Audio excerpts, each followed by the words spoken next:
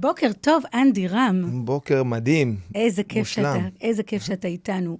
אנדי רם, האיש והאגדה, באמת אחד הספורטאים, באמת המובילים, הישראלי שעשה באמת היסטוריה, אלוף ווימבלדון ועוד כל מיני דברים, בטניס זוגות, באמת קסם אמיתי, וגם יזם ופעיל חברתי. אז לפני שאנחנו מתחילים בפודקאסט, אנדי, אני רוצה לבקש ממך בקשה. אל תחשוב על דוב לבן. מעולה. על מה אתה חושב, אנדי? על דוב לבן. ברור שאתה חושב על דוב לבן. יש את הבדיחה המפורסמת, אתה יודע שבא איזה איש, כולנו רוצים להיות עשירים, ונכון עם הרבה כסף, אז בא אחד לרבי, אומר לו, תקשיב, אני רוצה להיות עשיר, איך אני עושה את זה? הוא אמר, לך, תשים חסיר מים, שים חול, ומים חמים תורתיח, ורק תערבב ככה את המים, ותהיה עשיר, אל תדאג, אחרי זה יהפוך לזהב, ואתה תהיה מאוד מאוד עשיר. הוא בא לצאת מהחדר של הרב, הרב אמר, רגע, לפני שאתה עושה את זה, רק אל תחשוב על דובים לבנים.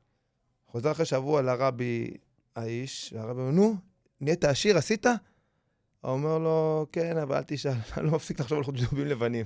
אז זה בדיוק הדבר שאתה אומר. אז זה בדיוק הסיפור. אין מה לעשות. וזה תחום מחקר מאוד מאוד עמוק שנעשה במשך שנים, וגם אני חוקרת אותו עוד מאז הדוקטורט שלי, ואנחנו מזהים שאנשים, גם במרחב הדיגיטלי, שמאוד חשוב לנו היום, ברגע שהם מבקשים מהם באופן פרדוקסלי להתעלם ממשהו, דווקא אז הם מתמקדים בו, וזה מאוד מאוד משפיע עליהם.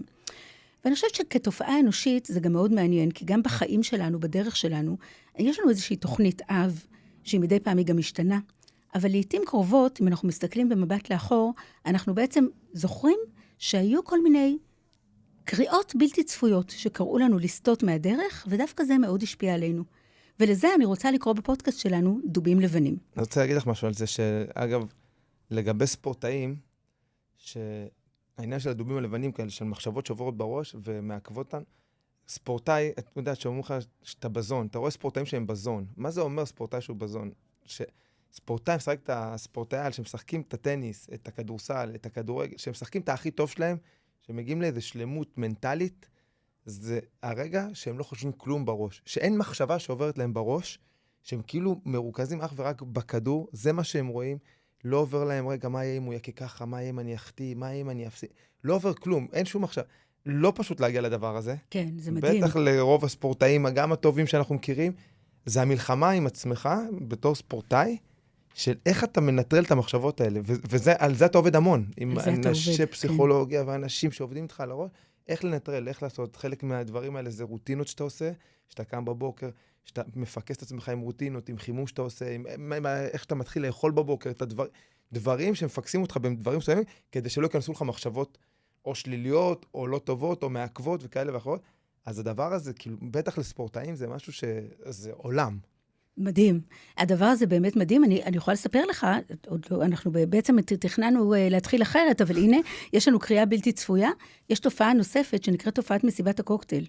אם קוראים את השם שלך, מה שנקרא, אתה פשוט לא מסוגל להתעלם מזה. ואני פעם עשיתי מין סוג של ניסוי שדה, לא כל כך הוגן, לא עשיתי אותו יותר מאז. הבן שלי משחק כדורסל בקבוצת נערים, וכבר הפסדנו מה שנקרא 50 ומשהו, זאת אומרת, בכל מקרה כבר לא היה סיכוי שנצליח, ותמיד, החיות הקטנות של הספורטאים אומרים להם, תגידו, תפריעו לשחקן לפני שהוא קולע לעונשין, והשחקנים כבר, מה שנקרא, הם כבר בזון, הם לא שומעים את זה. אבל פעם אחת, כבר ההפסד היה כל כך צורם, שזה היה ברור שאנחנו, מה שנקרא, אין דרך שננצח, אז היה שקט בעולם. אף אחד לא ניסה להפריע לשחקן, אבל היה כתוב לו על הגב אורי. היה שקט, הייתי מאוד רחוקה ממנו, אמרתי לו, אורי, הוא איבד את זה לגמרי, כי זה פשוט תפס את הקשב שלו. אז אלה תופעות פסיכולוגיות מאוד מאוד מעניינות, שאנחנו הרבה מאוד פעמים חוקרים אותן, ומה שמעניין אותי בפודקאסט שלנו לחקור, זה באמת את הנושא הזה של הדרך של אנשים מצליחים כמוך, עם נתיב מתוכנן, אבל קריאות בלתי צפויות בדרך, לסטות ימינה ושמאלה, שעיצבו את החיים שלך, שלזה אנחנו קוראים הדובים הלבנים. אז אני רואה שאתה כבר ממש מתחבר לקונספט. מאוד. כן. כל הקטע של אגב, דובים לבנים שאתה אומרת, זה מנטלי, משהו של מחשבה, חשיבות. זה לגמרי מנטלי, ממש. לא פשוט, אבל אפשר לעבוד על זה. זה לוקח הרבה מאוד זמן. אנחנו עבדנו על זה המון. בקריירה, זה חלק מהדבר הזה, כל הקטע הפסיכולוגי. השקענו בזה המון זמן. אני ויוני ביחד, לחוד, למחשבות, על מה חושבים, איך חושבים, מתי חושבים, כל הדברים האלה, זה עולם. ואנחנו השקענו בזה המון. זה לא דבר שפשוט אתה בא, טוב, יאללה, אני לא אחשוב יותר על הדברים האלה. זה לא ככה, זה תהליכים. זה נושא שצריך ממש לעבוד עליו. מאוד. כל הקטע הפסיכולוגיה המנטלית, זה כאילו משהו שאותי תמיד מעסיק, וזה משהו, אני חושב שאפיין אותי בקריירה, אם היה לי משהו מאוד מאוד חזק, זה הקטע המנטלי, דווקא הראש, החשיבה החיובית, החשיבה הטיפה הנכונה, או לצאת ממצבים כאלו או אחרים שהם מצבי קיצון קשים או שונים. זה היתרון שלי על שחקנים אחרים. זה היתרון שלך על שחקנים אחרים. אתה יודע, ישבנו יחד עכשיו בוועדה, קודם כל אנחנו מכירים, גילוי נאות וגם חברים, וגם למדת אצלי, אתה בוגר שלנו, של הקריה האקדמית אונו. תואר ראשון, תואר שני. גם תואר ראשון וגם תואר שני, ואיזה כיף שאתה עכשיו הגעת לפודקאסט שלי, פודקאסט הדובים הלבנים, כאן באולפן שלנו, אונו פודקאסט בקריה האקדמית אונו. מדהים. ובעצם אצלך, אנדי, קודם כל, בוועדה שראיתי אותך, ישבנו יחד, אתה היית יו"ר, ועדת אות הנשיא, זה מביך אותי שאתה אומרת את זה, כאילו, שאני יו"ר. אתה היית יו"ר ואני הייתי חברה. אני כאילו הכי פשוט שיש בעולם. זהו, זה קודם כל, תכף נדבר על הקסם הזה, אבל אני הרגשתי שם, שמעצם הנוכחות שלך, אתה כבר משפיע על התחושה הזאת של החשיבות של העשייה החברתית. זאת אומרת, יש לך באמת את הקסם המיוחד הזה, והוא גם קשור באמת לחשיבה החיובית. תמיד שפוגשים אותך, לא יודעת, אני כאילו מרגישה שגם בי נוגע איזשהו אבק כוכבים חיובי. מה סוד הקסם הזה, אנדי? מאיפה זה בא? אני לא יודע. אני בן אדם מאוד מאוד חיובי, אני יודע שאני חיובי, אני נרגעתי, אני מנסה לחשוב. אני לא חושב שהכל טוב בחיים, בכל סיטואציה אני מוצא משהו טוב. אני מנסה, ככה הייתי, לא היו לי חיים פשוטים. מגיל 0, החיים שלי לא פשוטים. זה צריך להבין, כאילו אנשים רואים, אפי והפי, וזה חיים שהם לא כאלה. כי בסוף מגיל 2 אבא נטש אותי. אבא שלא ידעתי איך הוא נראה, מה הוא נראה, בגיל 3 נכנס לחיים שלי אבא מאמץ, שמאז הוא כל עולמי, הוא נפטר ב-2005, אני בוחר בכל דרך להנציח אותו, בכל דבר שאני יכול לעשות. מה שאתה עושה, זה מדהים. זה מה שאני עושה, רק לנסות להנציח, כי כל הערכים שקיבלתי, זה כמובן מהאמא גם, וזה הרבה מהאבא, שבא ונתן את כל כולו, אז זה משם, אז אבא שנטש. עלינו לישראל בגיל 5, מאורוגוואי, בלי שפה, קשיי קליטה, צוחקים עליי, אני עד היום זוכר, צוחקים על המבטא שלי. תגיד, אנדרם, קרטי וארטי, כזה עם הרש של דרום אמריקה. וואי, איפה הם אלה שצחקו עליך? איפה הם אלה שצחקו חברים טוב שעד היום אנחנו צוחקים על זה שהם צוחקים. אז הקשיי קליטה האלה, שבהתחלה, בגיל 13 עזבתי בית, בגיל סוף כיתה ז' אני עוזב בית, אומר לאבא שלי, אמא שלי, אח, אחות, אני רוצה לעזוב אתכם. במרכאות, אני הולך לגור בפנימיה, למכוני ספורט, כי רציתי להיות ספורטאי, ומצטיין, וטניס, ולעזוב אבא, אמא, זה פתאום לגור לבד, עם חברים, שצוחקים, לא צוחקים, להתמודד לבד, העצמאות הזאת, זה לא דבר כזה פשוט. אחרי זה עברתי פציעות מאוד מאוד קשות בקריירה שלי, 2 ניתוחים בגיל מאוד מאוד צעיר, בגיל 22 אני עובר פציעה קשה בגב, ניתוח בגב, חוליות, כן, פריצות דיסק וכזה, ואז בברך גם כן אני עובר ניתוח מאוד קשה, עם הסחוס, היה לי בעיה, פתאום אני משחק שנה טניס. כל החיים שלי זה טניס. אני משחק מגיל 5 עד גיל 22, פתאום בשנה אין יותר קריירה. שנה הכי קשה שאולי אני עובר מאז שאיבדתי את אבא שלי. ב-2005 אני מאבד את אבא שלי. כל כך הרבה דברים שאני יכול עכשיו להגיד, בוא'נה, זה בן אדם, מה זה, צריך להיות בדיכאון, מה זה, כל היום עובר דברים. וקושי, ושום דבר לא בקלות, ואני מגיל צעיר גם כן, אנחנו נאבקים כל הזמן עם כסף, כי אני לא בא מבית עשיר כביכול, שגדלנו. וכל הזמן המלחמות על ספונסרים, יהיה לו כסף, לא יהיה לו כסף, אבא שלי נלחם על להביא וכל המלחמות האלה, יחד עם זה, אף פעם לא הרגשתי איזה חוסר, או איזה חסך בבית, או איזה משהו, האהבה הייתה מדהימה. בגלל בזכות האהבה. אני חושב שהנתינה של ההורים, המסירות שלהם לקריירה שלי, לאנדי הספורטאי, נתנו הכל, כל מה שיכלו, ובאמת, הבית היה סביב אנדי. שלפעמים כבר, שגדלתי, כבר הרגשתי לא נעים, כי בסוף אני מבין שאחי ואחותי, אחי הגדול ואחותי הקטן, בסוף פספסו משהו בזה, כי כל הבית חי אנדי, צריך לישון בזמן כאנדי, צריך לאכול ככה, צריך ללכת לשם, אין חופשים שם, אין זה. הבית סביב הקריירה של אנדי. אני בתוך קריירה לא מבין את זה, כאילו, ההורים שלי נותנים לי את העולם, זה כאילו, אחי ואחותי אחרי זה מדברים על זה, ואתה מבין שהם הרגישו את זה, שהבית היה אנדי, שהבית הפוקוס אנדי, זה קוראים אנדי, אז בסוף בסדר, זה עבד וזכה בווימבלדון וכאלה, זה כן פגע באיזה משהו, כאילו, אתה מרוויח במקום אחד, אתה מפסיד במקום אחר. תמיד דאגו אמא שלי באמת עד היום. דואגת שתמיד נהיה ביחד, והבית מאוחד, ואחי ואחותי, וכולנו ביחד עם הנכדים, וזה כאילו משהו שזה מושרש, שנדבר על אופי וזה, אני חושב שהרבה מהבית, הקטע שלה ביחד, האנרגיה של אמא שלי, אנרגיה מדהימה, אמא שלי זה, אני לא מעריץ אף אחד בעולם הזה, אף אחד, אף אחד, זה הבן אדם היחידי בעולם שאני מעריץ, על מה שהיא עברה, על הדרך לאחת הפרופסיות הכי גדולות בעולם. נכון, כן, זהו, תספר עליה רגע. היא ניהלה מחלקה בהדסה לרפואת שיניים לילדים, עד השנה שיצא שבתון ואז מפסיקה, והיא אחת הגדולות בעולם, המחקרים שלה זה, פורצת דרך וכל מיני דברים. היא באה לארץ בלי כלום, משפחה שלי באורוגוואי, היא ואבא שלי עם אחותי בבטן, ושני ילדים, ובלי כלום, חסרת גול, או 2 אוטובוסים לעבודה, כאלה, סיפור כזה מאפס, סינדרלה, שגדלה להיות אחת הגדולות בארץ, עם קליניקה פה, קליניקה שם, כזה מאמרים, חוץ לארץ, כנסים, כאילו באמת בטופ של הטופ שאפשר להגיע ברפואת שלהם לילדים, אז בנתה את עצמה מדהים, עם מלא מלא אנשים וחברים וקהילה ענקית שסביבה, שבאמת זה ההישג הכי גדול שלה, כל הכמות אנשים שיש לה פה בישראל היום, שמקיפה ואוהבת אותה, זה אמרתי לה, זה ההישג הכי גדול שלה, מעבר לכסף, לקליניקה, לתארים וזה, הגיעה חסרת כל לישראל, ובנתה משפחה מדהימה, ילדים שאני חושב שיחסית בסדר והצליחו, אז אני חושב שכל הדבר הזה, האנרגיה, החיוביות, לא לרחם על עצמך ולא כזה, זה משהו שהושרש מהבית. בנוסף לערכים שאמרת, שהיה מאוד מאוד חשוב, כל הקטע של הנתינה, הדרך ארץ, הצניעות, על לשמור על כבוד, להסתכל, לכבד כל אחד בגובה העיניים, הדברים שזה מגיל 0, ככה אנחנו גדלים בבית. וכשאני פורש, אז זה לא משהו שמשתנה. האופי כאילו לי לא השתנה בכל אופן, וגם להנציח את אבא שלי, גם הייתי קשור לאנשים מאוד מאוד טובים במהלך הדרך. אני בונה את עצמי עם אנשים, אחד הדברים שאני חושב שגורמי ההצלחה שלי בחיים, זה תמיד אני אומר שאני מקיף את עצמי עם אנשים מאוד מאוד חיוביים.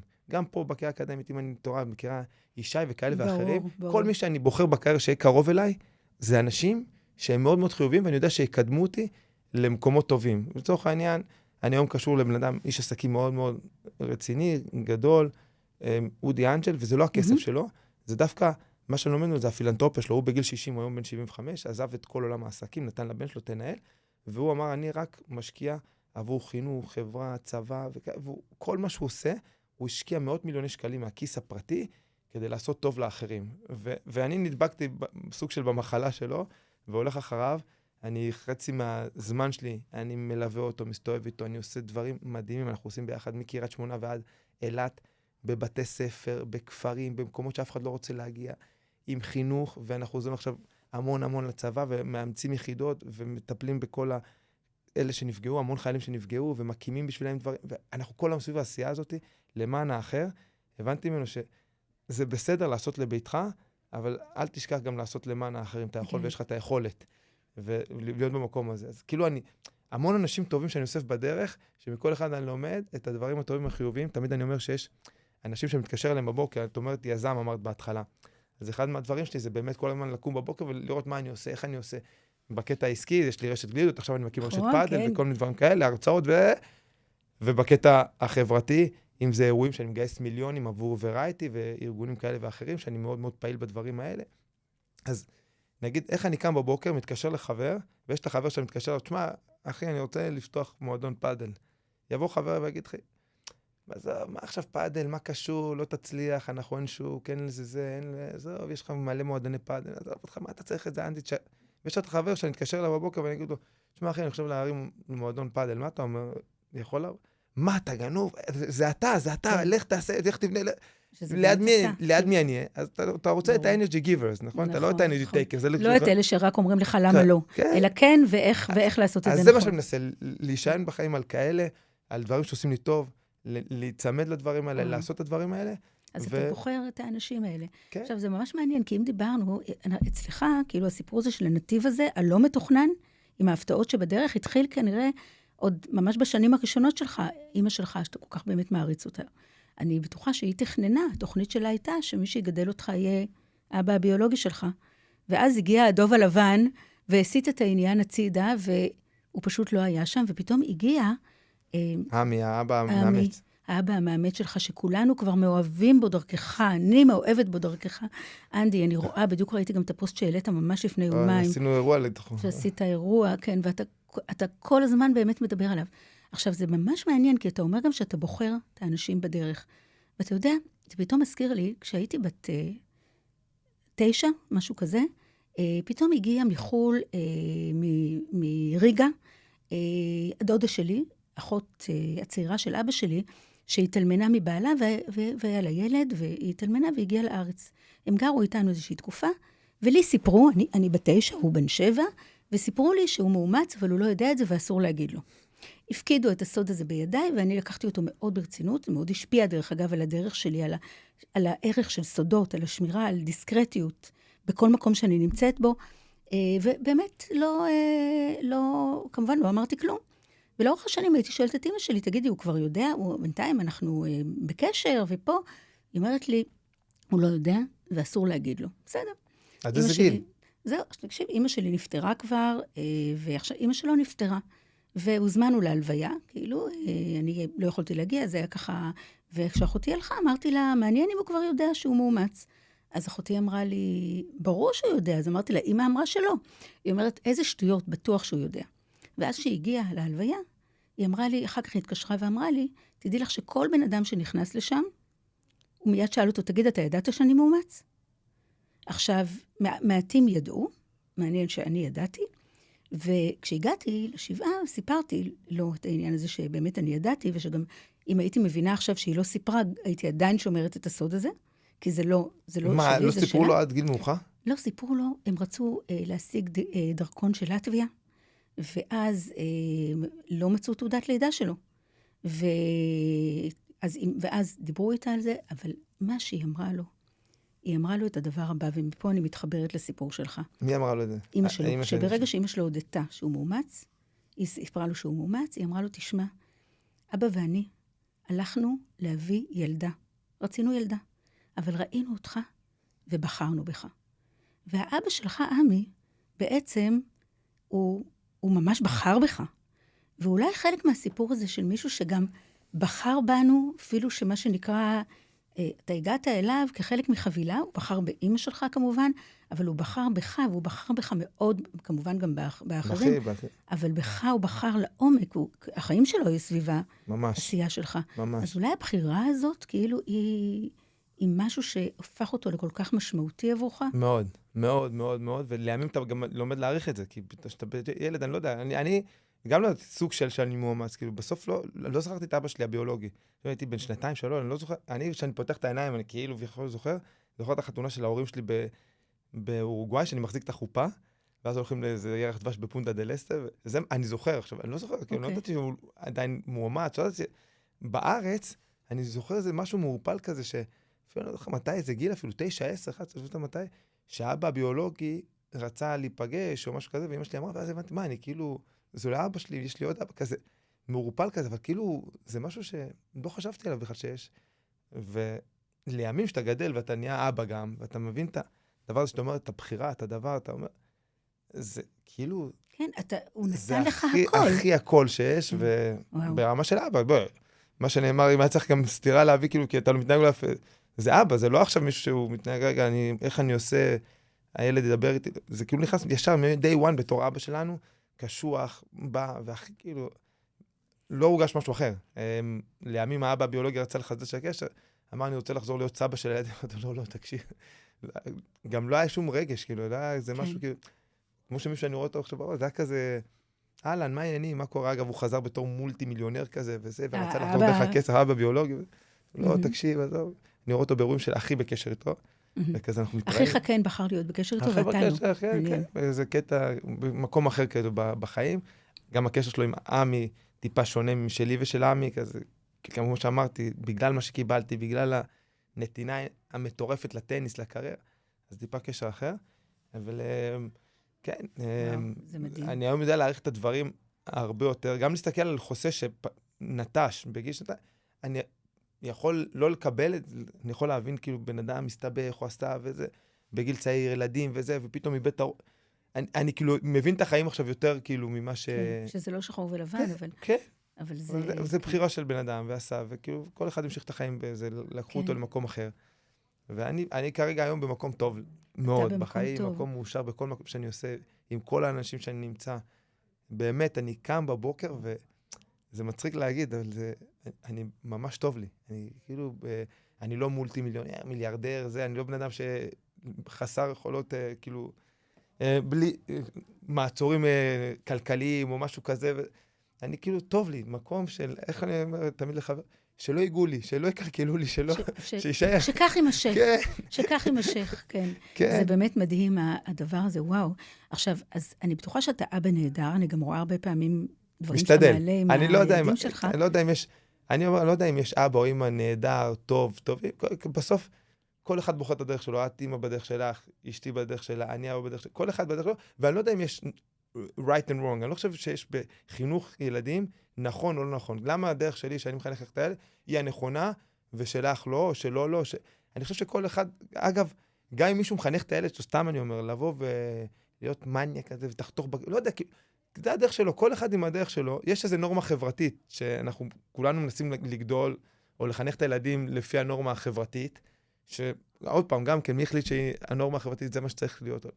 אני מנסה לחנך את הילדים שלי, בסוף להיות אנשים טובים, להיות אנשים שמחים, להסתפק במה שיש להם, כמו שהיינו בהרצאה של חיים שפירא, תמיד שאנחנו תמיד, אחד מהדברים שגורמים לנו לחוסר ראש, זה הקנאה וההשוואות והדברים האלה, וזה משהו שכנראה בבילטין של כולנו, אני מנסה כמה שפחות שיתעסקו בדברים האלה, ואני מנסה לחנך אותם בדרך שאני חונכתי בבית, ואם זה לתת ולעזור ולהיות אנשים טובים, כי יש משהו אחד שגורם לכולנו אושר, זה שאתה נותן. ומשפט אחד תמיד אני אומר, שנים, שאפשר לקחת לנו הכל, תמיד אני אומר, הכל.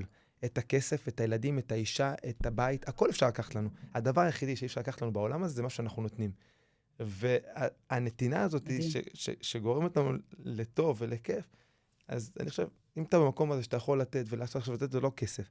לתת זה לתת יד למישהו, עזרה, לעזור לקום, לתת למישהו. זה הבן שלי עוזר לילדים שלו בשיעורים, אני רואה שהם באים אלינו הביתה, והוא מלמד אותם טיפתי יותר חכם במתמטיקה או בכאלה. אז הוא עוזר, כל דבר שאתה יכול לבוא ולהיות בצד הזה, אז אני מעודד, ושם אני מנסה להיות הרבה פעמים.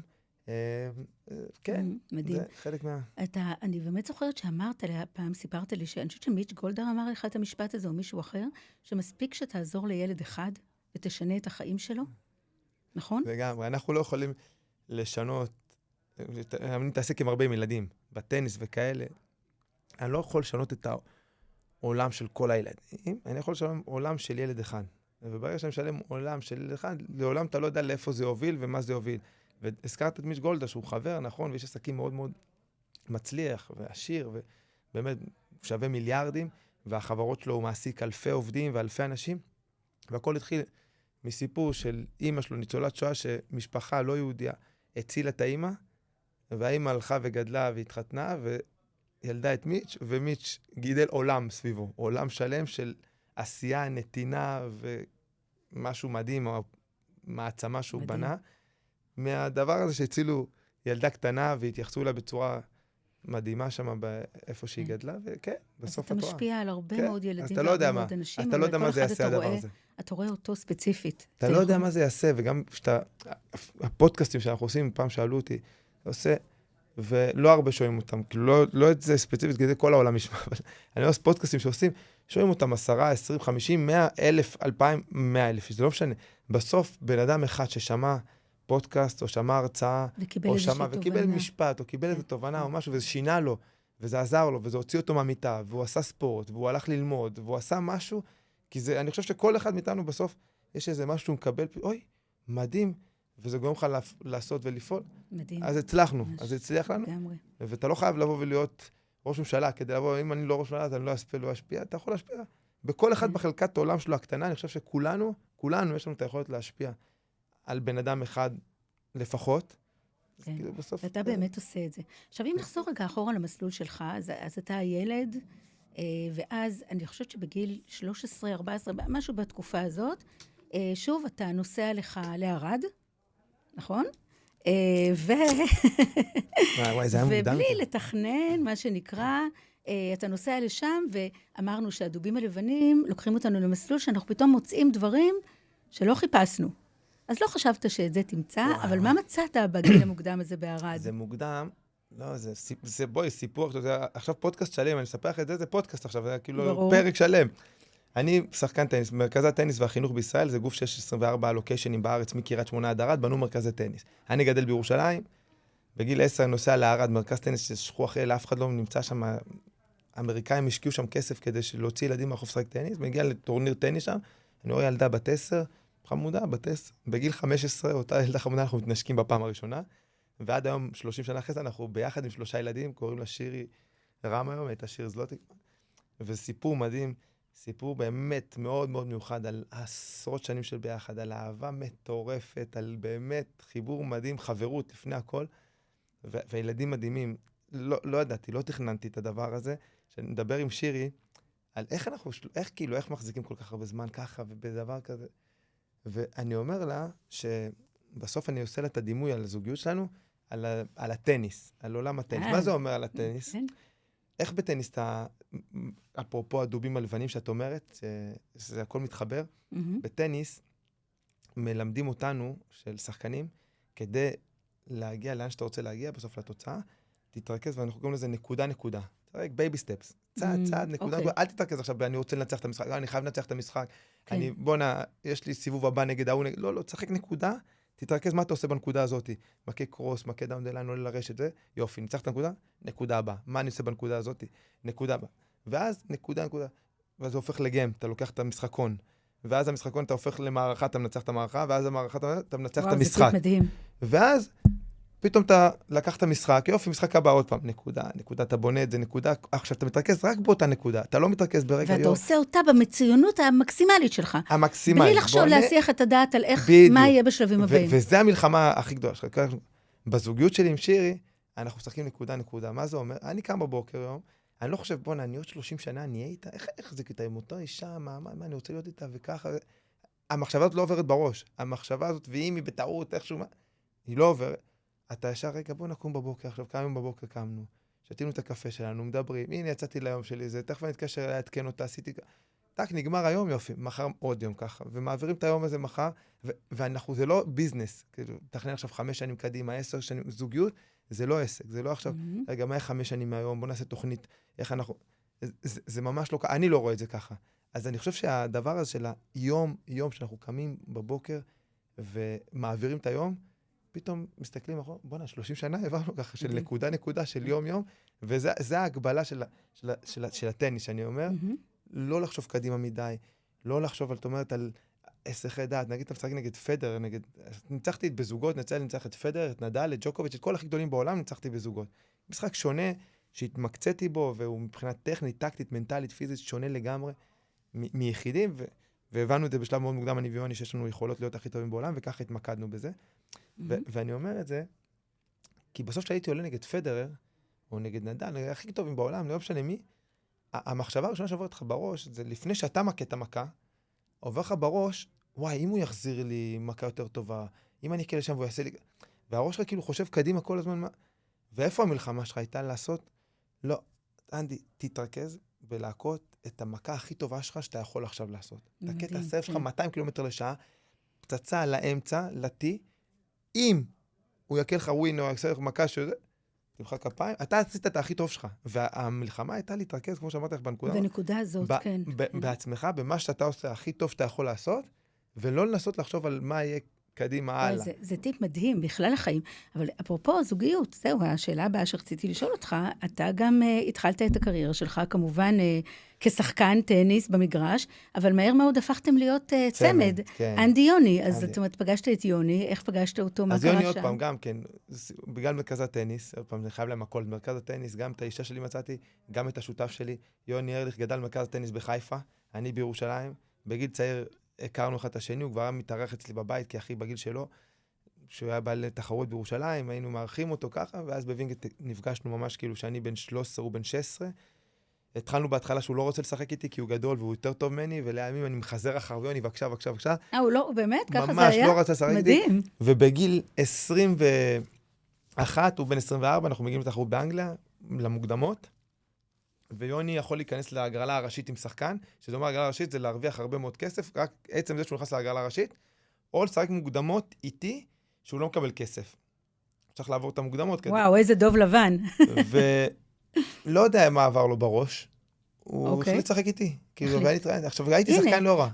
פה הוא נענה לקריאה, שהוא התנגד לה כל הזמן, לקריאה, מה שנקרא, הבלתי צפויה הזאת, ופתאום משהו גרם לו ליהנות. ממש, שמה הוא קיבל החלטה לא לשחק עם השחקן האמריקאי ולשחק את הבית גמר, ולשחק עם אנדי רם, ישראלי, שלא ידענו איך יהיה, וסיבוב ראשון במוקדמות, ניצחנו עוד סיבוב במוקדמות, נכנסנו להגרלה הראשית, ניצחנו משחק אחד תחרות גדולה מאוד, ושחקנו מעולה, ופסדנו במדורגים ראשונים בעולם בסיבוב השני, והגענו אחרי זה שבוע אחרי זה לווימבלדון, עוד פעם עברנו את המוקדמות, שחקנו טוב מאוד משחק, ופתאום הבנו שאנחנו, וואו, באותה שנה המשכנו לשחק, זכינו בטורניר יחסית קטן מהטורנירים הגדולים, ועוד טורניר כזה, ועוד טורניר כזה, ועוד טורניר. זכינו ב5-6 טורנירים, ואנחנו, וואו, מה קורה פה? רגע, אנחנו פתאום 80 בעולם בזוגות, אני ויוני בחיבור מטורף, שתכף נספר על החיבור, מה גרם לנו להיות כזה מעולה, החיבור הזה, שאף אחד לא יודע את זה, אגב, כמעט. אז אנחנו נגיד, זה מה לא שנקרא יודע, כי סקופ זה משהו עולמי. מאוד- ופתאום צמחנו להיות באמת ממש טובים, ואז 2003 הגיע, וכזה סוג של, אמרתי לו, טוב, תקשיב יוני, אנחנו משחקים מעולה, הצלחנו אחרי זה בזה, ואמרתי לו, תקשיב, או שאנחנו נהיה בינוניים ביחידים כזה, אי אפשר לדעת איזה קריירה נעשה, כי אני הייתי שחקן לא רע ביחידים בנוער, וזה, אבל הפציעות שלי גרמו לי טיפה לעכב את הקריירת יחידים. יש לנו את היכולות להיות הכי טובים בעולם בזוגות, הכי טובים בעולם. הרגע שאנחנו יכולים לשחק, אבל בואו נתמקצע בזה. בואו ניקח את המאמנים הכי טובים שאנחנו יכולים לקחת בעולם, בואו נעשה כושר מיוחד, פסיכולוגים מיוחדים. הייתה לנו, סוד הקשר שלנו זה פסיכולוגית שהיא לא פסיכולוגית ספורט, היא פסיכולוגית קלינית שמתמחת בזוגיות. אוקיי, זאת אומרת, באמת... טיפול זוגי, ממש, כאילו, כן. כך, כי כל היום אנחנו ביחד, מהבוקר עד הלילה. והבנו שאנחנו צריכים מספיק לעבוד על הסר ועל הפורן, על הבקן, על הקטע הפיזי. בואו נעבוד על החיבור של שלך, כי אנחנו צריכים לעשות קריירה מאוד מאוד ארוכה ביחד, ויהיו לנו המון קונפליקטים, אנחנו אנשים שונים, וככה בעצם נוצר חיבור מטורף עם הפסיכולוגית, שהיא סוד ההצלחה שלנו. אבל לפני סוד ההצלחה זה של הפסיכולוגית, הסיבה שהצלחנו אני ויוני ביחד, הוא לא רצה לשחק איתי אף פעם, כי הייתי צעיר והוא יותר טוב ממני, ו3 שנים זה הבדלים מאוד גדולים, בטח שאתה בנוער, והוא שחק עם המון שחקנים בארץ. המון שחקנים בארץ, הוא שחק לדעתי לפחות 15 שחקנים. יכול להגיד את השמות, אם זה ליאור מור, והרי לוי, ונועם מוקון, והאמיר חד. את לא מבינה כמה שחקנים הוא שחק איתם. המון. וכולם ראו את יוני בתור צ'וקר אחד. צ'וקר זה אחד שבמאני טיים צ'וקינג נלחץ, והיד רועדת, ומגיע 4-4 נקודה מאוד חשובה, היתרון, יוני יעשה דאבל פולד, שיגעה כפולה. יוני יחטיא. יגיע 6-6 בשובר שוויון, יגיע כדור, זה יוני יעיף אותו לגדר.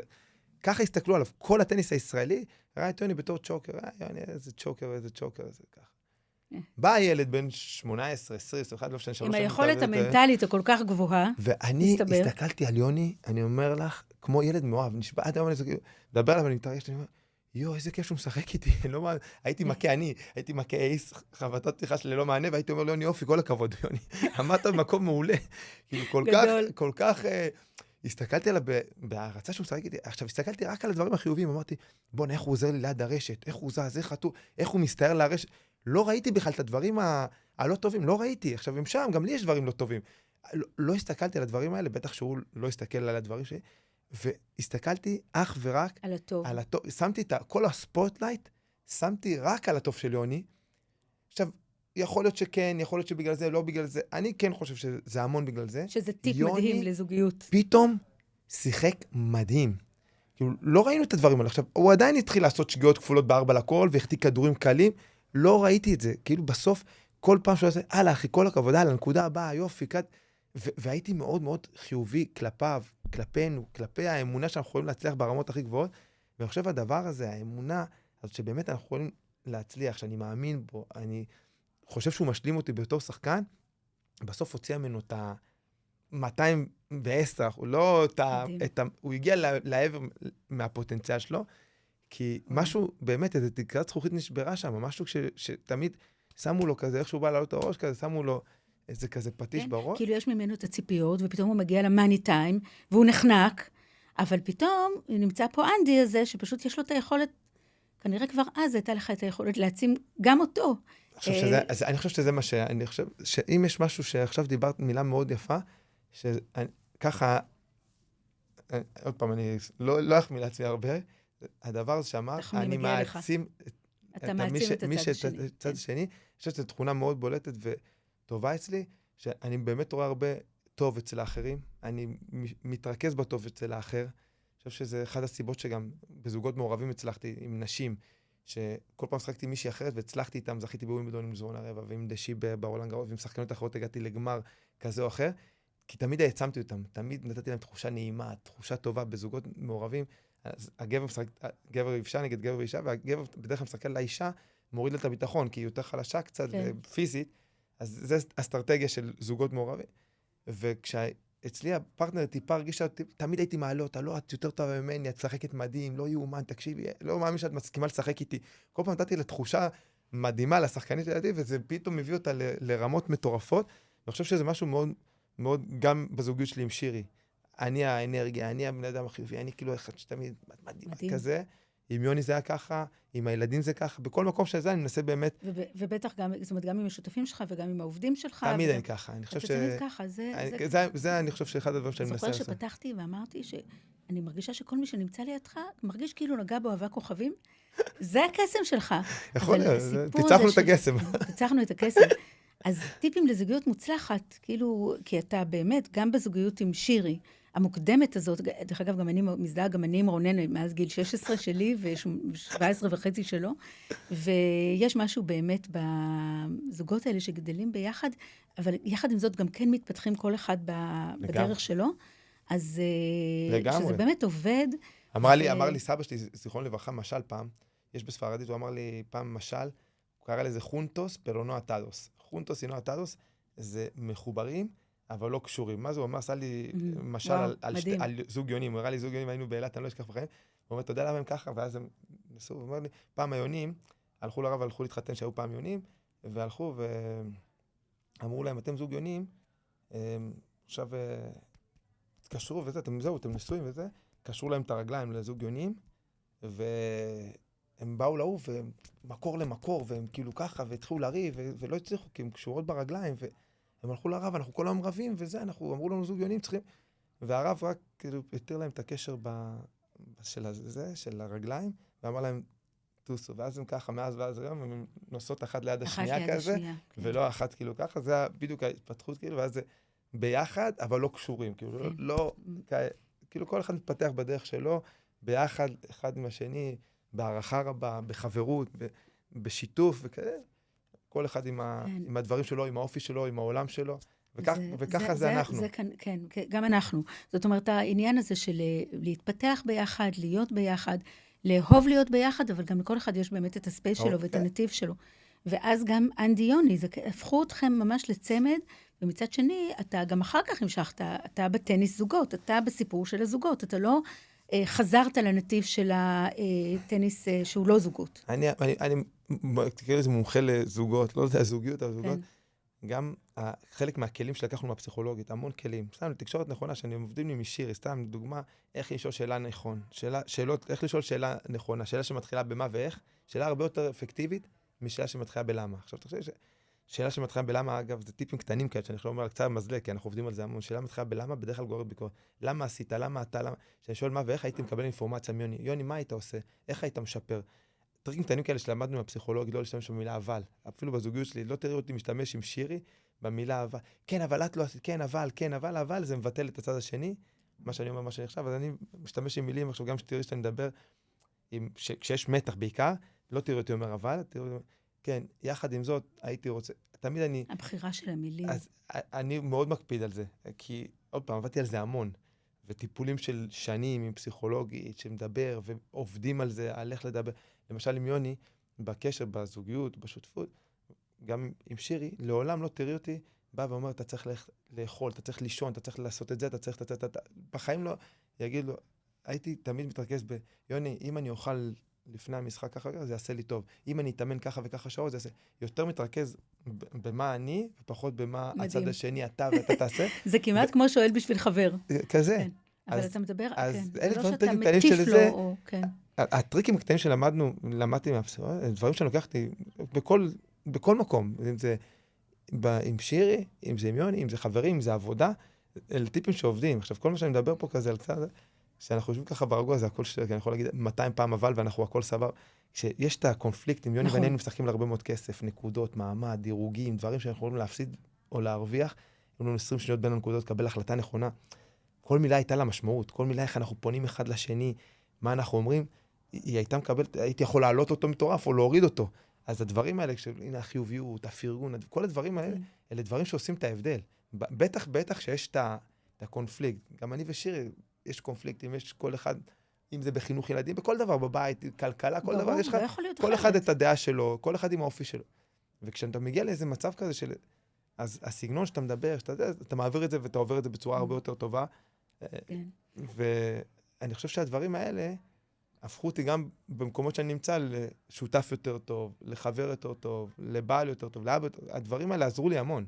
זאת אומרת, אתה באמת, תראה, זה ממש מעניין. אתה גם, מה שאתה בעצם אומר, זה שמול, נגיד יוני, שהוא באמת היה הדמות הזאת שאתה כל כך רצית, שהוא יסכים לשחק איתך וכל זה, אבל הוא ברגע האמת, מה שנקרא, היה לו קשה, ואתה הצלחת, בזכות המודעות האינסופית הזאת, אתה בכל נקודת זמן חושב בדיוק על התקשורת, על איך תגיד את הדברים, אז פה... זה מה שאתה הבאת לתוך הדיל הזה של הזוגיות אני הבאתי המון חיוביות, המון, אנרגיה טובה. זה אני הייתי גם חי בצמד. כל הזמן לקפוץ, להיות אנרגטי חיובי. זה מה שהבאתי. כשאני טיפה הייתי נחבא, היו ישר מרגישים את זה, בצמד אנדיון. ישר כאילו היינו או מפסידים משחקים, או לא הולך לנו, כאילו, האנרגיה הייתה חייבת לבוא ממני, גם ידעתי את זה. ידעת את זה. שלפעמים זה גם מעייף. קם בבוקר יום אחד, אתה מאבד את אבא שלך, וזה בבוקר שהבאתי אותו יום לפני רולנד גרוס, יוני מחזיק אותי ככה, מתרסק לו על הידיים, אני הולך הביתה, חוזר לישראל, שבוע של השבעה, אין לי כוח, כאילו להביא את האנרגיה, כאילו, זה מעייף. תקופה שאנחנו קצת, עד שאני מתחיל להביא אותה עוד פעם על המגרש, ואת הכיף, ואת השמחה, אני הייתי אחראי על הדבר הזה, יוני היה יכול לסדר אותנו לקטע הטקטי, המבוגר החיים, שיהיה לנו תמיד את המלון, את ההסעות, כל אחד היה לו כל אחד והצעת הערך שלו. כן, בסוף כל אחד מביא את מה שלו, את החלק שלו הטוב לשותפות, וידענו את זה, לא תמיד זה קל לעשות את הדברים האלה, אתה לא מביא את זה, לפעמים גם העסק טיפה נפגע, או קוראים דברים שהם כאילו מפסידים וכאלה, אבל משהו לגבי הדבר הזה, שאני מביא אני תמיד אומר שהאופי, אני עובד גם עם הרבה ילדים, ובדיוק אני אומר להם את זה, כל הדברים של העבודה הקשה, התמדה, כל ערך של מחויבות, עצמאות, כל ערך שאתה בא ומגדל בתור ילד שאתה עושה,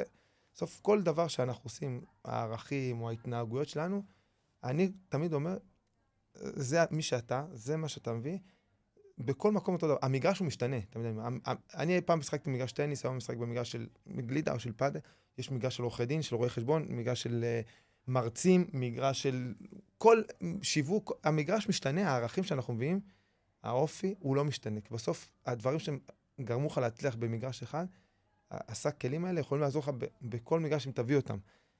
ותמיד אני אומר, אז הערכים שלנו והכלים שמביאים אותם להצלחה לא משתנים, המגרש פשוט משתנה. יש כאלה שמתמחים כמו שאמרתי, בעריכת דין, או כל משפטים, לא משנה מה אתה... נכון. השק הערכים הזה, שהולך איתך, השק הערכים, עוזר לך להצליח בכל מקום. כן, והיכולת הזאת לדעת מה הערך הספציפי שאני יכול להביא לכל מגרש שאני נכנס אליו בעצם. נכון. שזה נהדר. אז בעצם הבאת כאן כמה טיפים שהם נכונים גם לזוגיות. לא יודע מה הבאתי, וגם לזה. דיברת על השלב שבקריירה, אני תמיד לסטודנטים גם, אני אומרת, אל תחשוב עכשיו על זה שלא תצליח. בדיוק. אני אומרת, תחשוב על הטקס, כן, כדי לשאוף להיות שם, אבל תחשוב עכשיו, ממש תהנה. מהשיעור. מעכשיו מהשיעור. תהנה עכשיו מהעבודה. עכשיו, זה לא קל. פעם אמר לי, זה רב. האושר האמיתי הוא עכשיו. עכשיו שאנחנו פה, זה האושר האמיתי. לא עכשיו, אני רוצה עכשיו, יש לי אחרי איזה אירוע וכיף וחתון. להיות בכאן ועכשיו. זה תמיד מזכיר את המשפט הזה שהוא אמר לי, משפט גאוני, אני חושב, זה כאילו שאתה חושב עליו, כאילו, עכשיו, ככה, נכון. זה הכיף. ממש, תקשיב, זה כל כך נכון הדבר הזה, גם אני זוכרת שפעם מישהו שאל אותי. זה אגב הדובים הלבנים שאמר, כי ברגע שאנחנו עכשיו ככה ומתרכזים פה בשיחה ונהנים מהדו-שיח הזה, נכון, אני מאוד נהנית. אתה לא חושב על כלום עכשיו כרגע, אני לא חושב על הפגישה הבאה עכשיו שיש לי בנס ציונה, או על מה שיש לי אחרי זה בערב, או איזה אירוע, אני כאילו ממש יודע להיות נוכח פה בדבר הזה, בשיחה, ואני חושב שזה פשוט נהדר, פשוט נהדר. אני חושבת שזה טיפ מדהים בכלל, ובכל תחום, גם בעבודה, גם בלימודים, ובוודאי בזוגיות ובמשפחה, להיות בכאן ועכשיו, במיוחד עם הילדים. אני רואה לפעמים, אני עוברת באיזשהו מקום, אני רואה בגן שעשועים, נמצא אבא עם הילד שלו, אבל הוא בפלאפון, הוא מסמס וזה, ואתה אומר, וגם לעצמי אני צריכה להזכיר את זה הרבה פעמים, כי אנחנו כן נסחפים לנשק הבלתי קונבנציונלי הזה. אני תמיד אומרת, זה נשק בלתי קונבנציונלי, כאילו, אתה רגע אחד מסתכל עליו, יצאת מהעניין. אבל זה באמת, זה כנראה באמת סוד הקסם שלך. עכשיו, אם באמת לא היית ספורטאי, מה היית? יאללה, אמרת עכשיו סוד הקסם, ואמרת מילה שאני חושב שהיא סוד הקסם שלי. כי יש משהו בקריירה שלי, יש מילה שאני בחיים לא השתמשתי בה, ואני חושב שמה שהיא גורמת לי להיות מאושר, וזו מילה שיכולה להכניס דיכאון לאנשים, המילה אם. אין לי את המילה אם בלקסיקון. אוקיי. המילה אם, זו מילה שהיא מאוד מסוכנת, כי אם הייתי מכה ככה, ואם הייתי עושה ככה, ואם הייתי עושה ככה, אז הייתי מגיע לככה, ואם הייתי עושה ככה, ואין לי, אני בסוף, בן אדם, לא יודע אם פרקטי, בן אדם שמקבל החלטה, ולקבל את ההחלטה לוקח זמן גם לפעמים, אתה יודע, קבלת החלטות, איך מקבלים, מתי מקבלים, למה מקבלים, זה דברים פלוסים, מינוסים, וקיבלת, once קיבלת החלטה, כמו להיות שחקן טניס זוגות, ואז מלא שאלו אותי, תגיד, אם היית הולך ליחיד, אם היית מצליח, ואם זה, אתה לא מתבאס, אם היית עושה... וואנס קיבלת החלטה, אני הכי מאושר בעולם, כי קיבלת החלטה ואני טוב לי עם ההחלטה, ולא רציתי לקבל שום החלטה אחרת, וזאת ההחלטה שרציתי לקבל. קיבלת אותה, ועכשיו אתה עושה אותה הטובה ביותר. וזה משהו של כאילו state of mind, וואו, שהמילה אם, אין אותה. כאילו, אני עושה מה שאני רוצה לעשות בחיים.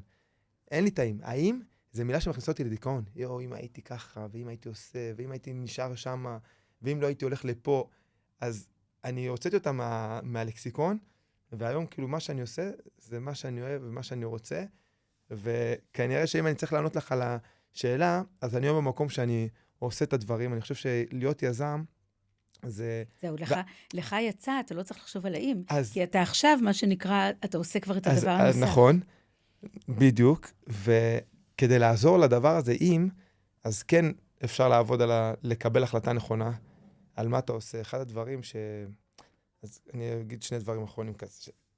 אחד על היזמות, שאני לא אוהב לקרוא לעצמי איש עסקים, אני אומר איש עסקים, אני לא איש עסקים, יש אנשי עסקים, עידן עופר, ליאור, יש אנשי עסקים, ויזל, אנשי עסקים שבאים, בונים עסק, מפלצות וכאלה, גולדרים וכאלה.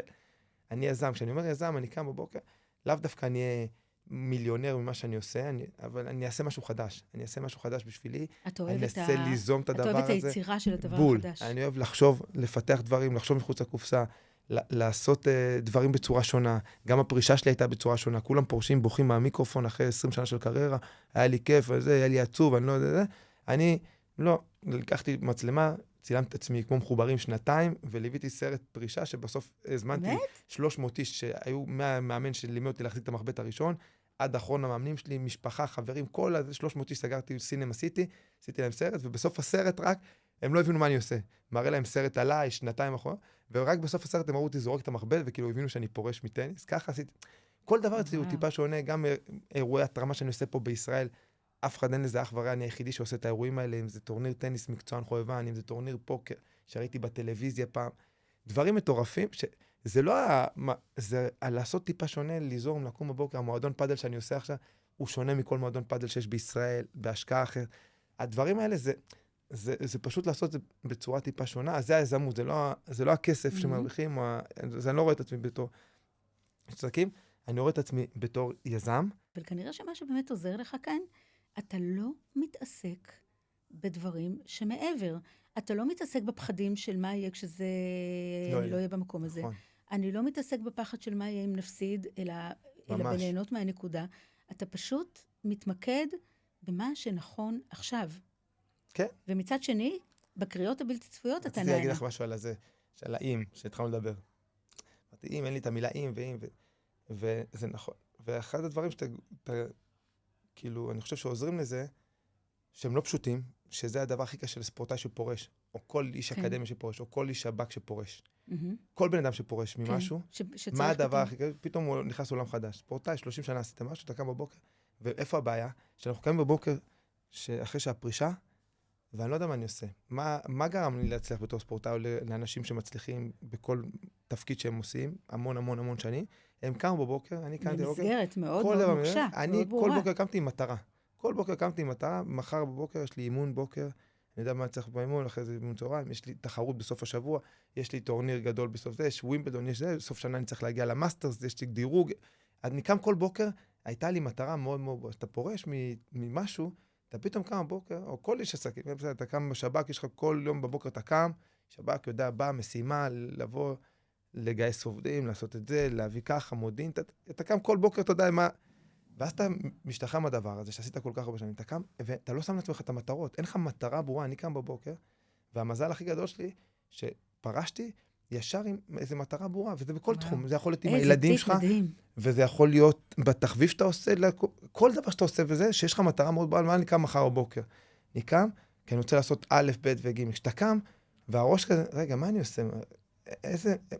לאן אני רוצה להגיע? איפה הדבר שאני רוצה להגיע? מחר, מחרתיים, עוד שבוע, וכשאין לך את הדבר הזה מאוד ברור, אז שם אתה הולך לאיבוד, ונורא הרבה ספורטאים מהגדולים שיש לנו בישראל, שאני מדבר, שהם הלכו לאיבוד בגלל הדבר הזה, שכאילו היו כל כך גדולים, היו כל כך מפוקסים, כל כך חדורי מטרה, ופתאום אין את הדבר הזה, והם לא הצליחו לשים את עצמם. עכשיו, זה משהו שמי שיודע לבוא ולהציב את המטרות הנכונות, הטובות, הוא בן אדם שאני חושב שקם הרבה יותר מאושר, הרבה יותר ממוקד בבוקר, עם איזשהו משהו שהוא הולך לעשות, הוא יודע בדיוק לאן הוא רוצה להגיע, וזה משהו שהוא מאוד מאוד חשוב, ולא הרבה שמים לב אליו, ולא הרבה מתרכזים בו.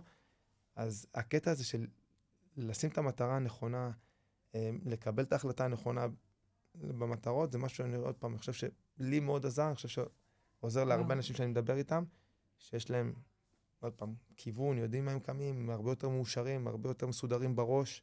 מדהים, מדהים. זה מה שאני חושב שעזר לי המון. והתכוננת לפרישה הזאת שנתיים, אפילו צילמת. אז תכננת גם את איך שאתה זורק את המחבט בסוף, ראית את האירוע הזה בסינמה סיטי? אגב, תשלח לי את הסרט, אני רוצה לראות. אז קודם כל אשלח לך את הסרט עכשיו, סרט חובה, באמת, כי אני אגיד לך מה הוא חובה. לא כי אני עשיתי אותו, כי נפצעתי ב-2012 באמצע גביע דייביס, בסוף שנה, ואז עשיתי ניתוח, ואמרתי, קח לי חצי שנה, עכשיו עשיתי בירך עוד ניתוח, זה היה כבר בשלב מאוד מוקדם, מתקדם בקריירה שלי, כבר אני אחד הטובים בעולם, ואז שאני עשיתי את הניתוח פה בירך, אמרתי, אני עכשיו הולך לעשות סרט הוליווד, אני הולך לצלם את הניתוח, אני נמצא לארצות הברית, מנתח, אצל המנתח בארצות הברית את הניתוח, מראה את התהליך שיקום שלי, הידרותרפיה, מים וזה, ואז אני מראה איך אני ספורטאי ככה למטה צומח, עד שהוא זוכה בווימבלדון. ככה אמרתי, אני עושה סרט של החיים. והלכתי לערוץ הספורט, אמרו לי, מדהים, איזה רעיון וזה וכך. והתחלתי לצלם את הסרט, ויצאתי לארצות הברית, ואני מצלם את הניתוח, ואני מצלם את ההידרותרפיה, ותהליך במים, וספורטאי שמשתקם, ומאחורי הקלעים, ומצלם הכל, ואז מתחיל לצלם את התחרות שלי בחוץ לארץ, ואני מתחיל לצלם את התחרות, ומתחיל להתחבר עם יוני, ומנצחים טורניר כזה, באיזו תחרות קטנה, ועוד פעם, ומצלם את התהליך, ולאט לאט אני מתחיל להפסיד עם יוני, עוד סיבוב, ועוד סיבוב שני, ואני רואה שאני מתחיל לצלם, לאט לאט עם השנה שאני מצלם, אני לא מצלם תהליך שאני לא יכול לזכות בו, אני רואה שאני מצלם תהליך פרישה בכלל. אני מתחיל לצלם את לא היית מודע לזה? לא, אני מצלם בכלל תהליך כאילו שאני רוצה לצלם אותי זוכה בסוף באיזה טורניר ענק, ואני מצלם לאט לאט פתאום אני רואה את עצמי, בראשון לראשון, מצלם את עצמי לבד בחדר בהודו, שבדיכאון של החיים, שהמשפחה שלי בישראל, ופתאום הוויתורים, ואני מדבר על הוויתורים שאני מתחיל לדבר מה זה ההקרבה הזאת, ואז אני נוסע בעוד תחרות ומפסיד עוד סיבוב, ואני מתחיל להרגיש כמו איזה מתאגרף, שמקבל אגרוף ועוד אגרוף ועוד אגרוף, וקם, וכל פעם הוא כאילו, ועד שאני כאילו קיבלתי את הכזה שאני נופל, ואין לי כוח לקום. אני אומר, וזה ממש ככה, זה הסרט, כאילו, ורואים את התהליך עכשיו, במקום שיראו סרט של ספורטאי, של אחד הספורטאים, סליחה, הגדולים שהיו בארץ, שחקני זוגות, טניסאים, טובים. אז אני אמרתי. מאחורי הקלעים האלה, כאילו, רואים בדיוק את ההפוך, רואים תהליך של ספורטאי אמיתי, רואים תהליך אמיתי של מישהו שעובר פציעות, של כאילו לא הכל אפי, לא זה שעובר תהליך במשפחה, עובר תהליך פרישה, וזה משהו שלא יצא בטלוויזיה הרבה לראות, אפרופו שונה, לראות שחקנים עוברים תהליך פרישה, מה זה לעבור תהליך כזה, מה זה ההתמודדויות, מה זה הקושי של ספורטאי, מה זה להיות לבד, הבדידות בחוץ, הקשר עם המשפחה, שהוא קשר דרך מחשב, אני גידלתי את הילדים שלי דרך מחשב, ככה, גידלתי את הילדים, הילד שלי לא היה לו אבא שעושה לו כזה ככה, קוקו, אני הילד שהסתרתי לו את העינית של המחשב, ועשיתי לו קוקו, ככה הוא גדל אצלי הילד, שזה כאילו, זה הזוי הדבר הזה, אבל ככה הם גדלו בצורה שונה, לא הייתי בארץ 6 חודשים בשנה, לא ראיתי את הילדים כמעט כלום, אז כל התהליך הזה, זה סרט באמת, הוא שונה. אני ממש מחכה לראות את הסרט, אבל זה באמת מעורר השראה, כי רואים אותך, כזה כוכב. עכשיו, כל אחד, למה זה באמת כל כך מעורר השראה? כי אתה מבין שגם האנשים הכל כך מצליחים, כמוך, חלק מנת חלקם היא באמת ההתמודדויות האלה. אבל אתה, כנראה באמת, יש לך את סוד הקסם הזה. אתה תמיד יכול לקחת את עצמך לחשיבה החיובית חזרה, וללהיות ברגע, ובשלב, שזה כנראה באמת... זה עבודה. זה צריך לעבוד עבודה. בזה. צריך כל הזמן לדבר לעצמך, דיבור פנימי. ולפעמים אתה גם, מה שנקרא, פתאום אתה לא מצליח, ואתה מחזיר את עצמך. נכון. אני תמיד אומרת לסטודנטים, תהיו כל הזמן ברגע, תהיו כל הזמן קשובים, תהיו כל הזמן הגרסה הכי טובה של עצמכם. ואם לרגע אתם מרגישים שלא הייתם שם, אז כמו בפלנק, ירדתם רגע, תעלו חזרה. נכון. זה בול. וכל אחד צריך לדעת את הדרך שלו לחזור חזרה. כי את הדרך שלך לחזור חזרה לזון הזה, היא שונה מהדרך שלי, והיא שונה מהדרך שלו ושלה, כל אחד יש את הדרך שלו. כל אחד יודע מה טוב לו, כל אחד יש את הרוטינה שלו. משהו שאני תמיד אומר בספורטאים שלא יודעים, שהדבר הזה שהם רואים בטלוויזיה, נדל היה מסדר את הבקבוקים שלו, שם אחד כאן ואחד כאן, ממש רואים אותו, זה נוגע כל הזמן בטוסיק, מוציא את התחתון מהמכנס, עושה ככה בסר. כל ספורטאי, יש לו אמונות תפלות. עכשיו, אני קורא לזה, יש כאלה שיקראו אמונה תפלה, ויש כאלה רוטינה. כשאתה אומר שזה אמונה תפלה, עצם זה שאתה אומר את זה, כבר לא אמונה תפלה, יש כאלה שגם חושבים את זה. למה אני אומר רוטינה? כי כשבא כל ספורטאי קם בבוקר ויודע איך הוא מסדר את הגנים שלו בתיק, עם איזה תחתון, צבע של תחתון עולמי, איזה סוג של חימום הוא עושה. הוא עושה מכאן, עושה מכאן, כל אחד, אתה יודע, אם זה הרגל הוא נכנס למגרש, יש כל כך הרבה דברים שיש פה אלמנט מיסטי מצד אחד, אבל גם אלמנט של התארגנות. בדיוק. עכשיו, מה קורה? שאתה מסדר את הראש שלך, ואתה אומר, טוב, אני עושה את הדברים האלה ככה, זה הרוטינות שלי שאני עושה, שאני מתאמן, שאני חושב, זה מנקל לך את הראש ממחשבות אחרות, מהדובים הלבנים. כי אני מתרכז בדברים האלה, שעושים לי את הדוב, אני לא מתרכז בהיסחי דעת, מה יקרה אם אני זה, כי אני מתרכז, הראש שלי עכשיו חושב בו, תעשה את החימום, תעשה את זה, תאכל ככה, תתאמן. והרוטינות האלה מאוד מאוד חשובות, לסטודנט, לעורך דין שהולך לפני בית משפט, כל הרוטינות האלה שמסדרות לך את המחשבות, ואז כשאתה יוצא מהדבר הזה, כי כולנו יוצאים, גם פדר בלחץ, גם אפילו אלקרס, כולם בלחץ, כולם בלחץ, אין מישהו שלא בלחץ בעולם. זה איך אתה עכשיו מצליח להחזיר את עצמך לדבר הזה. כל אחד עם הדרך שלו. נגיד בטניס, תמיד היינו אומרים, שהיינו עובדים הרבה, לא לחשוב על אם אני רוצה להכניס את הכדור הראשון, את ההגשה הראשונה, את הסרב לריבוע, אז אני לא אומר, אנדי, אתה חייב להכניס את הסרב לריבוע, אנדי, תכניס את ההגשה הראשונה, תכניס, לא. המחשבה שלי הייתה, זרוק את הכדור גבוה, תקפוץ עם הרגליים מאוד גבוה, תסתער מהר לרשת. עכשיו, אם אני אזרוק את הכדור גבוה, ואני אקפוץ גבוה, ואני אסתער מהר, ואני אבוא מתחת לכדור, כנראה שאני אצליח את הנקודה. אז אני לא חושב על, מבינה את המחשבה שלי בראש, כאילו? לא חושב על, אתה חייב להכניס את הכדור לזה? לא. מה אתה צריך לעשות כדי להכניס את הכדור? הכל מדהים. אז זאת היא החשיבה. תראה, זה ממש מנטלי. ממש. ומכת הפתיחה זה הדבר שלך, נכון? זה גם הנושא של הפודקאסט שעשית כאן זה אצלנו בקריה האקדמית. המכת פתיחה, הפודקאסט שיש לי בקריה האקדמית, זה בסוף, כאילו, רציתי לגלות בעולם העסקי. כי בטניס, שאני תמיד אומר, מכת פתיחה, זה המכה הכי חשובה בטניס. זה לא דווקא כי זו המכה הראשונה. בדרך כלל מי שיש לו מכת פתיחה חזקה, עובד עליה, הוא בדרך כלל בטופ העולמי, הוא שחקן שמצליח מאוד, שחקן ששומר על ההגשות שלו בקלות. אז זה תכונה שאתה חייב, כשיהיה לך כדי לשחקנים המצליחים. זה משהו מאוד מאוד חשוב. אז אמרתי, אולי בעולם העסקי גם יש איזה סוג של תכונת אופי, משהו שהוא מאוד מאוד חשוב שיהיה לך כדי להצליח בעולם העסקי. ממש נכון, כן. כל דבר. את הלימודים בעצם, תראה, זה גם, אתה כזה כוכב, וכל כך הצלחת, ובכל זאת החלטת שמגיע לך גם להשקיע בעצמך, ועשית גם תואר ראשון וגם תואר שני. אני הכרתי אותך בתואר השני כאן. נכון. זו שריטה שלא פעם, כמה הורים יש להם השפעה עלינו, וכמה נושא של השפעה על זה. עם הפרופסור, כן. אמא שלי, שאני עזבתי בגיל 13 את הבית, אמא שלי, אקדמיה וכאלה, לא הייתה אז פרופסור, הייתה כאילו, התחילה כבר את ההתמחות וכאלה, לא משנה, אבל היא לימודים זה לפני הכל, ואז היא אמרה לי משפט שעד היום הוא שריטה אצלי בראש, אנחנו תמיד צוחקים על זה, אם אני אעלה אותה עכשיו בזה, היא תגיד לך את זה. היו לה שתי משפטים. הראשון, אתה רוצה לעזוב את הבית? אנדי, לפני שאתה שחקן טניס, אתה קודם כל תלמיד. ואם אתה לא תהיה תלמיד טוב, כי הייתי תלמיד בירושלים, תלמיד של 90, 100 כזה, אתה לא תהיה תלמיד טוב, אתה תחזור לבית. אני לא אשאיר אותך בווינגייט, אתה תחזור לבית. למדנו בשפיים אז. זה המשפט הראשון שאתה תמיד אמרה לי, אז אתה קודם כל תלמיד. והדבר שני אמרה לי, אתה כל יום אתה תתקשר אליי. לא יהיה יום אחד שאתה לא תתקשר אליי. עד היום אני מתקשר אליי כל יום. אתה כל יום. אז אולי היה הסימונים, ואחרי זה היה טלקארד, אנשים שפה שומעים את הפוד, אין להם מושג בכלל מה זה. ולימים זה אחרי זה היה פנגו כזה, לא פנגו כזה, היה את המנגו הזה כזה. מנגו, נכון. מנגו של פלאפון. שרק אני יכול לקבל שיחות. ולהורים. נכון, שיחות נכנסות ולהורים. ואני השתדרגתי ככה מלאט לאט, אבל כל יום הייתי מדבר איתה.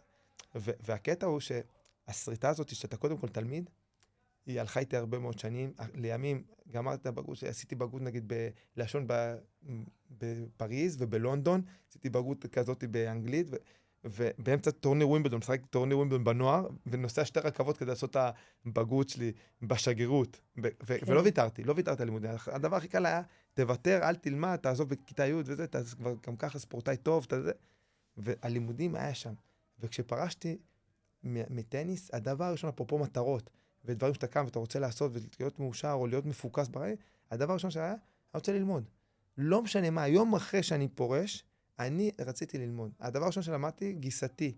אחות של אשתי לקחה אותי דבר ראשון, רשמה אותי ביום, שעוד לא הספקתי לפרוש, להראות הסרט, לקחה אותי קודם כל ייעוץ אסטרטגי ומנטורינג, משהו מהטכניון, כזה עשינו איזה כזה שנה כזה למדנו, וזה הדבר הראשון, כאילו עוד לא, לפני שידעתי מה אני רוצה, ואז באה ההזדמנות פה. כי זה חלק מהסיפור של להיכנס למסגרת. כזה, קודם כל, בול, כזה, קודם כל, ולשים את המטרה, ולהיכנס למסגרת, ולעשות את הדברים שכאילו יפקסו אותי, אני קם בבוקר ואני יודע, כן, זה מה שאני עושה, אז זה היה אחד הדברים, ואז עדי ביכמן, שהיא חברה שלי מווינגייט, שגדלנו ביחד בווינגייט. חברה משותפת שלנו. חברה משותפת מדהימה, אחת האנשים שאני מת עליה, מת עליה. גם אני. אין כאלה, באמת. ופגשת אחרי הרבה מאוד שנים שלא ראיתי אותה, אחרי הקריירה. ישבה עם אייל טאוס, שהוא מנכ"ל מרכזי הטניס, ישבו ביחד, עשו פרויקט משותף של מרכזי הטניס עם הקהילה האקדמית און. אני יושב איתם בקפה, לא ראיתי את עדי, ואומרת, למה אתה לא תבוא תלמד פה? והוא אומר, למה? אני אבוא. וככה היה, ובאתי והפגיש אותי עם ישי, ואמרתי לו, מתחיל, בלי בכלל לשאול מה זה, וכבר בסמסטר אחרי כבר התחלתי פה ללמוד את התואר הראשון בחינוך חברה התמחות בספורט, ולבוא בגיל 38 ללמוד עם סטודנטים צעירים או צעירות, ולהיכנס עם ניסיון בטח בספורט, עם המון דברים ידע שאני הבאתי עם הניסיון שלי, אז עם התיאוריה והמעשי ביחד לשלב את הדברים האלה, אז הוספתי המון דברים לכיתה, עם כל הניסיון שאני הבאתי משם. למדתי המון דברים שאני, מה זה שמחתי ללמוד? כאילו, רציתי ללמוד אותם, זה היה בשבילי להעשיר את הידע, ושילבתי את הכל ביחד, זה היה מדהים, זה גם משתלב לי עם הילדים, עם הדברים שאני עושה, זה לא פגע לי בשום דבר. זו הייתה תקופה, אני חושב, אחת המאושרות גם החזיר אותי להיות יותר צעיר קצת בנפש, גם ככה מאוד מאוד אהבתי, כל האווירה הזאת. אני עדיין בקשר עם הרבה מאוד סטודנטים, שסיימתי פה את התואר הראשון, חברים, אנשים, אני עושה איתם דברים ביחד, חלקם הפך אחד להיות מאמן כושר שלי ושל המשפחה שלי, ונכנס לעולם, כאילו באמת קשר מדהים שמעבר רק ללימודים יצא לי פה, ואז לא רציתי לחכות, אפרופו המטרות והדברים, אמרתי, אני לא מחכה, אני רוצה ישר תואר שני, כאילו, אם כבר אני בשוונג, למה לחכות, ואז תחשוב על זה, וישי שכנע אותי, ישר נכנסתי, וזה היה בכלל חוויה מטורפת, עד היום אני בקשר עם אנשים שלימד אותנו, הייתה כיתה מאוד מיוחדת, מגובשת. איזה כיתה מקסימה, כן. ואנשים איכותיים, ולמדנו פה באמת עם אנשים מטורפים, בעולם העסקי, אנשים שאני לא יודע מתי הייתי פוגש ככה, וחברויות שנרקמו, אז כאילו, זה עשה לי כל כך טוב, הלימודים פה, ואחרי זה ההמשך החיבור פה עם ישי ועם הקהילה האקדמית, וכל הדברים שאני עושה מבחינה שיווקית, והפודקאסט ודברים, ואני מרצה פה מדי פעם שבאים לכל מיני כאלה סטודנטים, כאלה אחרים בקורסים. עכשיו אנחנו נשתמש גם בסרט שלך, נחשוב על איזה אירוע שנראה לסטודנטים את הסרט שלך, כי באמת, אני חושבת שזה כל כך מעורר השראה. אנשים באמת חושבים, אפרופו הרצאה ששמענו על של חיים שפירא, שנורא קל להם בצד השני. לא. הם כל כך מצליחים, וזה פשוט לא כך. ממש לא ככה. ואז אתה לוקח לעצמך את זה כהשראה, שבחלק מהדרך היא גם להתמודד עם הקשיים. ממש. לכולנו יש, לכולם. לכולנו יש. שאלה היא מה אנחנו עושים איתם. איך אתה מתמודד איתם. כן. נכון. גם בהפסדים, בחיים. הפסדנו מלא. איך אתה לוקח את ההפסד? אני הייתי לומד, מסתכל, חייך, יוני היה טיפה יותר דיכאוני קצת, בהתחלת הקריירה שלנו, לא יוצא מהחדר 3 ימים, לא רוצה להתאמן, לא רוצה... הוא למד ממש כאילו לבוא ושלהיות היום מהפכה, כאילו, מה זה מהפכה? איך הקשר ביניכם היום? כל יום אנחנו מדברים. באמת? אתם עדיין אנדי יוני? אין יום שאנחנו לא מדברים, לא קיים. כל יום אנחנו מדברים, עושים טיפה דברים ביחד בטניס, קשר מאוד, מאוד, באמת קשר מיוחד. אני חושב שיוני יגיד לך, הוא נדבק בחיידק כזה של האנרגיה והחיובי, והוא הפך לבן אדם הרבה יותר חיובי ושמח. בזכותך. בשנים האלה ששחקנו, אני חושב שבסוף זה מדבק. אתה נכנס וזה... אז גם יוני, הנה, אתה רואה, יוני הבין, כנראה באיזשהו שלב, אתה היית שם כל הזמן בצד, הוא לא חשב דווקא לשחק איתך, אבל כנראה שפתאום הוא הבין, כאילו הקריאה הזאת שקראת לו, הוא הבין שהיא בסוף תהפוך אותו לכוכב בזוגות, בטניס זוגות. לא התלונן, אני חושב. לא יודע ביחד, אני חושב שזה השלים יפה. אנדי יוני השלים יפה. אנדי יוני נהדר, ואנדי שירי, ואתה עם המשפחה, וכל מקום שאתה מגיע, באמת, אנדי, אני חובה אותך בהקשר הזה. באמת אמרתי לך אז בוועדה, שפשוט, אני באמת הרגשתי, כי הגיעו הקבוצות של הספורט, והציגו את כל הפעילויות שלהם וכו'. עכשיו, ברגע, כל מי שנכנס, שכאילו אתה הוצגת, העיניים פשוט נדלקו, כי אתה פשוט באמת השראה. אתה באמת השראה. אז היה לי כל כך כיף, באמת. איזה כיף, יאללה. כן, ממש. מה, אפשר לשאול כך שעות, כאילו, זה מדהים. כן, איזה כיף. כיף, ממש, תודה. כן, ממש... מתי שצריך, מתי שאת רוצה. וואי, איך זכיתי, איזה כיף. כיף גדול. נהדר. יפה. נהדר. אז תודה רבה, אנדי. בהצלחה עם הפודקאסט. כן, תודה רבה, תודה. איזה כיף לנו.